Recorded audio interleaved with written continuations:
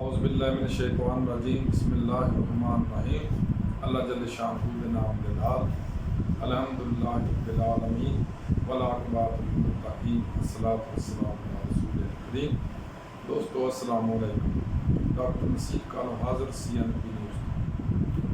दोस्तों तो सबने देखा भी आ सुनिया भी आ और दाएं बाएं तो पता भी चलता पाया जो कुछ ईरान के नाल होया और जो कुछ ईरान ने किया, जो कुछ ट्रंप ने किया और जो कुछ ट्रंप के नाल होया और जो कुछ इसराइल ने किया और जो कुछ इसराइल के नाल होया। दोस्तों कुरान च अल्लाह ताला जल्ले शानो फरमाते हैं कि गैर मुस्लिम तुहाडे कदी दोस्त नहीं हो सकते, लेकिन मुसीबत साडे सब तो बड़ी ये आ कि साडे जिन्ने मुसलमान मुल्क ने यानी तकरीबन 50+ ने 50 तो ज़्यादा ने 55 53 56 जिन्ने भी ने उन्होंने सारे दे हुक्मरान इसराइल तो इस तरह चालू ने, इस तरह इसराइल तो डरते सी जिदा तुसीं हिसाब ही नहीं कर सकते। लेकिन ये जिहड़ी मिथ सी ईरान ने तोड़ छड्डी है। इसराइल अपने आप को नाकाबिले तस्खीर समझदा सी और यही ही साडे मुसलमान मुल्क भी समझते सी और इसी तरह ही यूरोप उन्होंने समझदा सी कि ये जिहड़ा नाकाबिले तस्खीर है इसराइल। लेकिन जो इसराइल ने पंगा लिया ईरान ना, मैं इस मामले च आके अक्सर देखा कि अल्लाह ताला ने कुरान च फरमाया सी कि अगर तुसी साबित कदमी दिखाओगे जंग के अंदर, लड़ाई के अंदर और अल्लाह ते ईमान रखोगे और तुसी सुलह दी भीख नहीं मंगोगे तो अल्लाह ताला तुहाडी मदद फरमाए।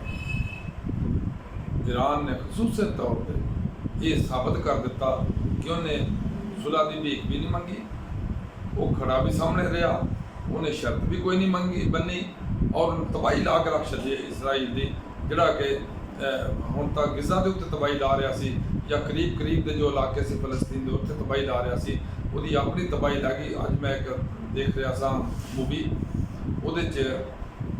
उसके अंदर इसराइली औरतां और मर्द रो रो के इस तरह ईरान का शुक्रिया अदा कर रहे कि तू सानू जंग बंद कर ली है, साड़ी जान छड्डती है।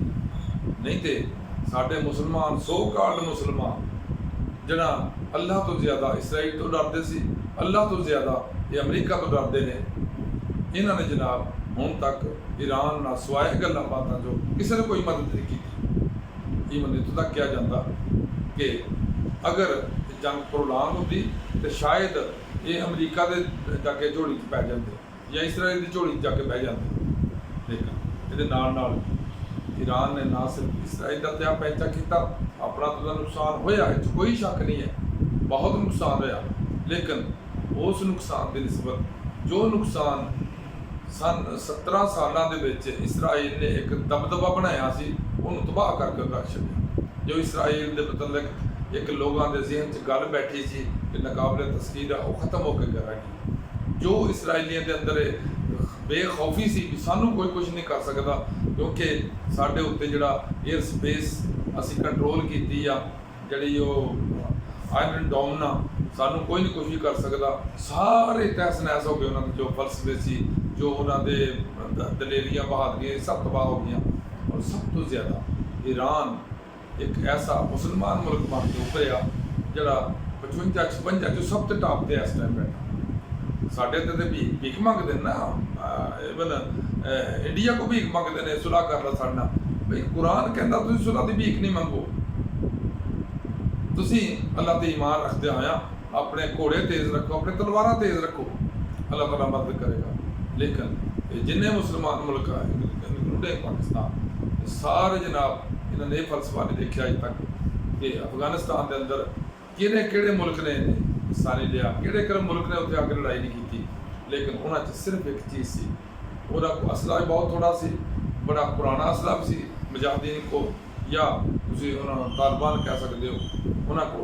लेकिन उन्होंने अमरीका की भी तबाही लाती, तो रशिया की भी तबाही लाती और नैटो की भी तबाही लाती जिहड़ा उत्थे आके बैठा सी। इनू कहते ईमान।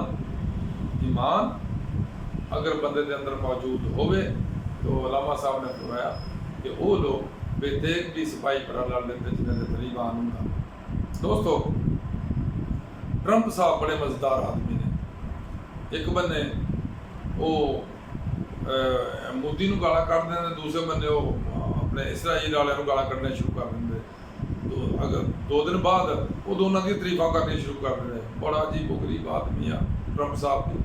ਔਰ ਟਰੰਪ ਦੇ ਵਿਚਾਰੇ ਦੇ ਹਾਰੇ ਨੇ ਕਿ ਉਹ ਆਣ ਕੇ ਉਹਨੇ ਬੰਬਾਰੀ ਤੇ ਇੱਥੇ ਇਰਾਨ 'ਚ ਕੀਤੀ, ਲੇਕਿਨ ਉਹ ਪਹਿਲੇ ਦੱਸਤਾ ਵੀ ਤੁਸੀਂ ਆਪਣਾ ਸਮਾਨ ਸਮੂਨ ਚੁੱਕ ਲਓ ਤਾਂ ਕਿ ਮੈਂ ਵੀ ਸੱਚਾ ਹੋ ਜਾ। ਇਸਰਾਈਲ ਬਾਰ-ਬਾਰ ਕਹਿ ਰਿਹਾ ਕਿ ਹਮਲਾ ਕਰ, ਮੈਂ ਵੀ ਹਮਲੇ ਵੱਲੋਂ ਸੱਚਾ ਹੋ ਜਾ, ਬਾਅਦ 'ਚ ਆਸਾਨੀ ਨਾਲ ਸੁਲਹ ਹੋ ਜਾਏਗੀ। ਔਰ ਇਹ ਉਹਦਾ ਕਦਮ ਕਿਸੇ ਹੱਦ ਤੱਕ ਜਸਟੀਫਾਈਡ ਵੀ ਆ। ईरान ने अपने असासे भी बचा ले, लेकिन ईरान ने उत्ते अपर हैंडेड होने दिया सुलह भी कर ली है, जंगबंदी भी हो गई है, लेकिन ईरान का नुकसान जो शुरू च हो गया सी, जरनैल और उन्होंने जो साइंसदान वो शहीद होए ने, बहुत बड़ा नुकसान सी। लेकिन साढ़े दीन दे विच ये कोई कर सकती है कि एक बंदा अगर चले जाता तो मगरों दीन चला अभ्यास हो, ऐसी कोई गल नहीं है। इस तरह ईरान के अगर 2 4 10 लोग शहीद हो गए ने, ਜਿਹੜੇ ਬੜੇ ਜ਼ਰੂਰੀ ਸੀ, ਬੜੇ ਅਹਿਮ ਸਨ। ਅੱਲਾਹ ਤਾਲਾ ਕੋਈ ਮਦਦ ਕਰੇਗਾ। ਬਹਰਹਾਲ ਟਰੰਪ ਤੋਂ ਕਦੇ ਵੀ ਯਕੀਨ ਨਾ ਰੱਖੋ, ਕਦੇ ਵੀ ਇਤਬਾਰ ਨਾ ਕਰੋ ਕਿ ਉਹ ਜੋ ਬੰਦਾ ਕਹਿ ਰਿਹਾ ਔਰ ਵਾਕਈ ਕਰੇਗਾ, ਔਰ ਜੋ ਨਹੀਂ ਕਹਿ ਰਿਹਾ ਉਹ ਨਹੀਂ ਕਰੇਗਾ। ਇਹ ਬਿਲਕੁਲ ਕਿਸੇ ਵੀ ਟਾਈਮ ਜਾ ਸਕਦਾ। ਅੱਲਾਹ ਹਾਫਿਜ਼। अस्सलाम वालेकुम।